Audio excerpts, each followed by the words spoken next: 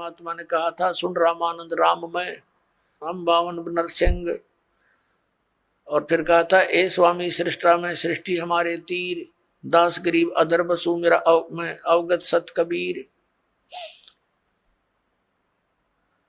रामानंद जी से कहा था कि ए रामानंद जी, मैं सारी सृष्टि का रचनहार हूं और ऊपर सतलोक में रहता हूं, मैं पूर्ण परमात्मा हूं। इस बात से दुख मान गया रामानंद जी, बहुत सी गाली गलौज किया परमात्मा के प्रति कि तू नीच जात का है, छोटी जाति ऊंचा मुंह बातें करता है, तो कुजात है, तेरे माँ का पता ना पिता का पता, पता नहीं कहाँ मिला था। इस तरह की ऊंची मंदी बातें कही और परमात्मा खुश होकर खड़े रहे, जैसे एक सुयोग्य शिष्य ने अपने गुरु जी के सामने चाहे वो कुछ भी बोले, वो कोई ऑब्जेक्शन कोई दोष मन में नहीं आना चाहिए। ये रिहर्सल हमें बता कर गए थे परमात्मा। रामानंद जी गाली दे रहे हैं और परमात्मा खुश होकर खड़े कि आप जो कहो सिर उधारिये, लेकिन मैं हूं वही जो आपको दास ने बताया, मैं परमात्मा हूं। रामानंद जी का नहीं यकीन हुआ, वो बीच में पूजा करने लग गया कि रुक जा थोड़ी देर। बीच में पर्दा लगा दिया कि मैं शूद्रों के दर्शन भी नहीं करता, ये दिखाने के लिए। और झोपड़ी के अंदर बैठकर एक पूजा करने लगा, जैसे भगवान विष्णु की काल्पनिक मूर्ति बनाई। ये शालिग्राम की पूजा ऐसे करते थे जैसे विष्णु जी की मूर्ति को, श्री कृष्ण की मूर्ति को नवाते गंगा जल से, फिर उनको साफ कपड़े पहनाते, छोटे छोटे कपड़े बनवा रखे होते। तो ऐसे वो कल्पना से कर रहा था, कोई ओरिजिनल वस्तु नहीं थी अंदर। और वो क्या करते हैं कि सब कपड़ों को उतार कर भगवान के सब नवा धोवा के फिर धोती बांध देते हैं, कुर्ता बना देते हैं, तिलक लगा देते हैं, मुकुट रखते हैं और साथ में कंठी की माला भी, एक कंठी भी डालते हैं, जो वैष्णव साधुओं की पहचान होती है। तुलसी के एक मनिये की एक ही मन का होता डोरी में। अब मुकुट रख दिया, उस दिन माला डालनी भूल गए रामानंद जी। अब रामानंद जी ने सोची आज तो बात बिगड़ गई भाई, माला डालनी भूल गए, लेकिन उस दिन जो कर्म कांड के अंदर मुकुट रख दिया तो मुकुट उतारा नहीं जा सकता, पूरा पूजा खंडित मानी जाती है उस कर्म कांड के अंदर। और यदि पूरा श्रृंगार नहीं हुआ, कंठी नहीं डली, तो भी पूजा खंडित इनकम्प्लीट रह गई। तो रामानंद जी ने सोचा इस मुकुट के ऊपर से डाल देता हूं। वो मुकुट में फंस गई, अंदर नहीं जा रही है। बड़ा चिंतित हुआ। पुण्यात्मा भगत ही होते हैं, ठीक अवस्था डले ढोरे हैं, लेकिन भक्ति के लक्षण उनमें विद्यमान रहते हैं। बहुत दुखी हो गया रामानंद, हे भगवान आज मेरे से की गलती बन गई। इतने जीवन में 104 वर्ष का हो गया, 16 वर्ष की आयु में लगा था आपके चरणों में, आज तक ऐसी भूल नहीं बनी थी। हे परमात्मा कोई गलती हो तो माफ करना। बाहर खड़े भगवान कबीर साहब बोलते हैं कि स्वामी जी इस माला की गांठ खोल लो या गुंडी खोल के और फिर गले में डाल दो, मुकुट उतारना नहीं पड़ेगा आपको। अपने आत्माओं, एक छोटा सा बालक और शूद्र वर्ण में जुलाहे जाति में, और जिन जुलाहों को शूद्रों को वो ब्राह्मण लोग छूने भी नहीं देते थे, अपने शरीर से दूर 10 कदम दूर रखते थे। अब इसको ब्राह्मण कहते हैं। ब्राह्मण सो जो ब्रह्म पहचान है, जो भगवान को पहचान ले वो ब्राह्मण है, ना तो सूखे डले डोहे प्राणी। अब जब रामानंद ब्राह्मण ने देखा कि ये कबीर, ये तो परमात्मा खड़े हैं जिसने मेरे मन की बात बता दी, मैं तो कोई कल्पना कर रहा था, मन में सोच ही रहा था, मेरे मन की बात बता दी। अब वो पर्दा दिया फेंक, और सामने हजारों की संख्या में ब्राह्मण दर्शक बैठे कि आज कबीर की पिटाई होगी और रामानंद जी कहेगा कि मैंने इसको दीक्षा नहीं दी, ये झूठ बोलता है। रामानंद जी ने देखा बाहर के पूरा ब्राह्मण वर्ग समाज खड़ा है और उधर एक भगवान खड़ा है शूद्र रूप में। तो कहते परमात्मा कहते हैं वक्त पड़े सौदा करे और बाढ़ में जाओ युग थोथा ज्ञान। उसी समय उस बालक की को ऐसे अपने सीने से लगा दिया परमात्मा को रामानंद जी ने। बोलो सतगुरुदेव की। और जो ऐसे अपने शरीर परमात्मा को सीने से लगाया तो इतना नरम शरीर था परमात्मा का, जैसे रुई रबड़ होता है क्योंकि उनका शरीर शुक्रम अकायम असनाविरम है। परमात्मा का शरीर हमारे जैसा 5 तत्वों से बना हुआ नहीं है। जैसे यजुर्वेद अध्याय नंबर 40 के मंत्र 8 में लिखा है, कबीर मनीषी शुक्रम अकायम असनाविरम स्वयंभू। वो स्वयं प्रकट हुआ होता होने वाला परमात्मा है, स्वयंभू है, उसका कोई कर्ता नहीं, वो स्वयं बना है, अपना आप ही है, समझो स्वयंभू का अर्थ। और उसका शरीर असनाविरम, या अडचाम का पुतला नहीं। तब रामानंद जी ने कहा था, मन की पूजा तुम लखी, ये मुकुट माल परवेश, गरीब दास गति कौन लखे, तेरा कौन वर्ण के भेख। ओए होए। अब रामानंद जी कहते हैं, भगवान आप तो परमात्मा हो, और आपको कैसे पहचान सके हमारे जैसे जीव सत्र के व्यक्ति। आप किस वेशभूषा में 5 वर्ष के बालक की आयु में और कौन से वर्ण में यानी जुलाए जाति में खड़े हो।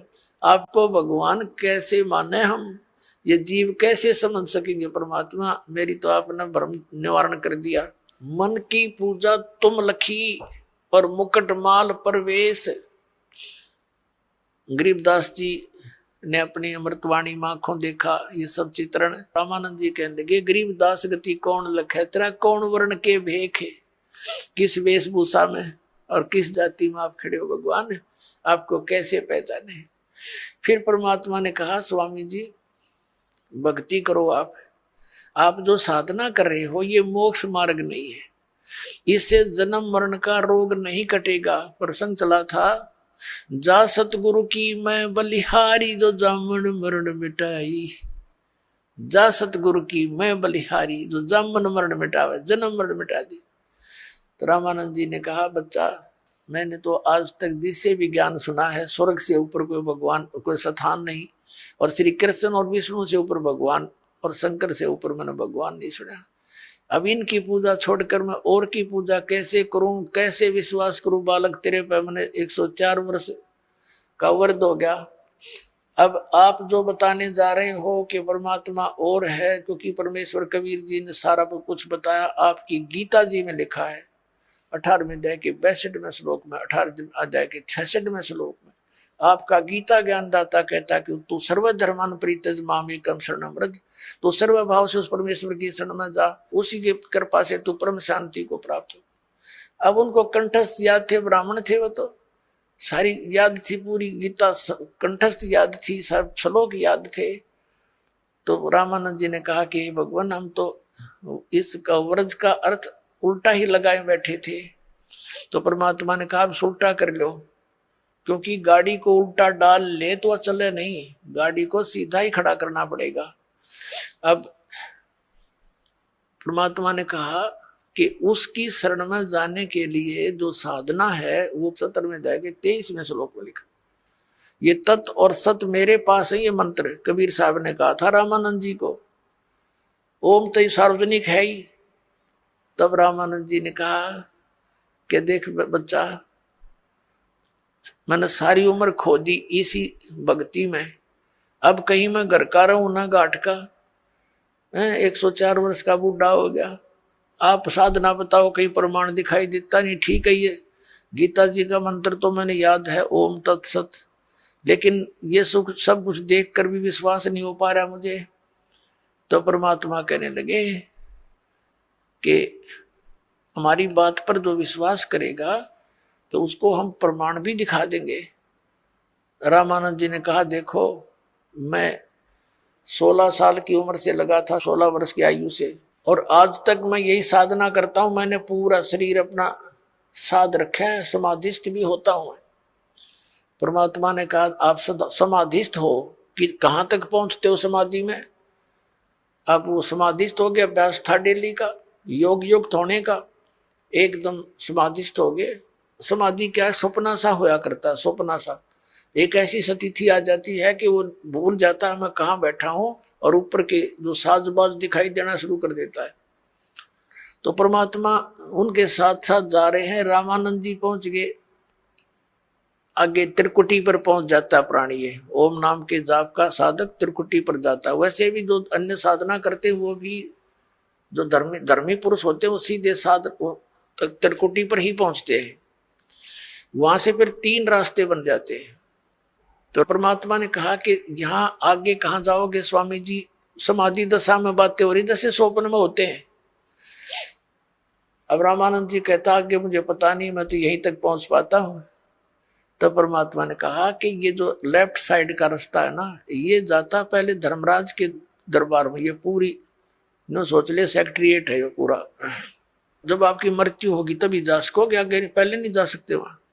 तो वहां आपका अकाउंट होगा, आपने जिस भी देव की पूजा कर रखी है उसी के लोक में आपको भेज दिया जाएगा। तो ऐसे ही सबका अकाउंट यहाँ होकर के फिर उन अन्य स्थानों पर भेजा जाता है। राइट साइड के अंदर ये 88,000 खेड़े हैं और ये दूसरे टाइप के व्यक्ति इधर भेजे जाते हैं।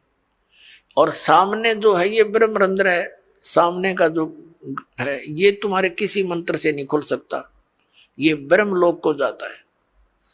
आपके पास जो मंत्र हैं आप जाप करते हो, ओम नमः शिवाय या ओम भगवते वासुदेव या हरे राम कृष्ण राधे श्याम, इन करके जाप देख लो आप। रामानंद जी ने सारा कुछ कर लिया लेकिन वो गेट नहीं खुला। तो परमात्मा ने कहा मैं खोलूं मेरे सतनाम से। परमात्मा ने कहा देखिए मैं सिमरण करता हूं सतनाम का। वो तो मालिक थे, सिमरण किया, एकदम सामने का गेट न पट दे ही खुल गया। अकाजय मेरे साथ। उनके अब अंदर जाते ही ऑटोमेटिक ही फिर बंद हो गया। ऊपर ले गए ब्रह्मलोक में, ब्रह्म दिखाया।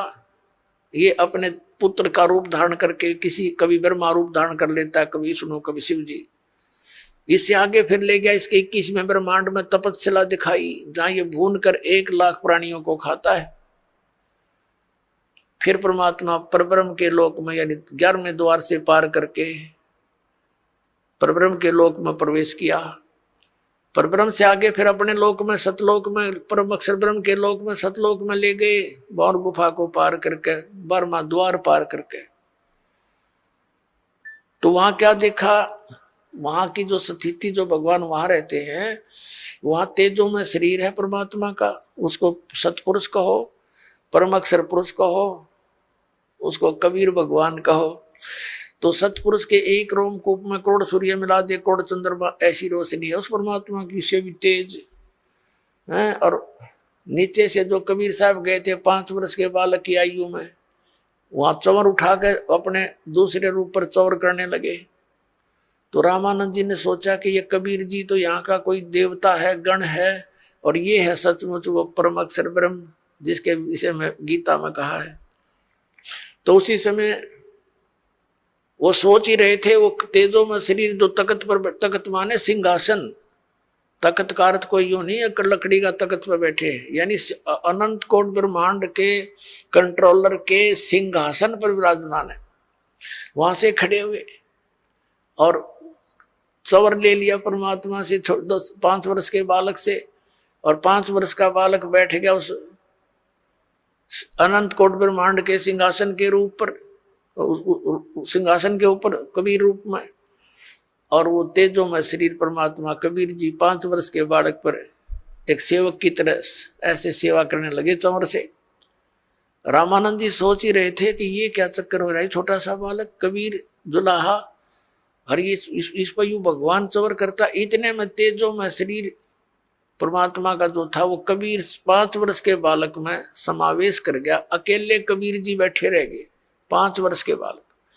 तब रामानंद जी से कहा परमात्मा ने कि Swami ji I am God और तुम मेरे बच्चे हो, वहां काल के जाल में हो, देख झांक कर उस नरक में जहां तुम रह रहे हो।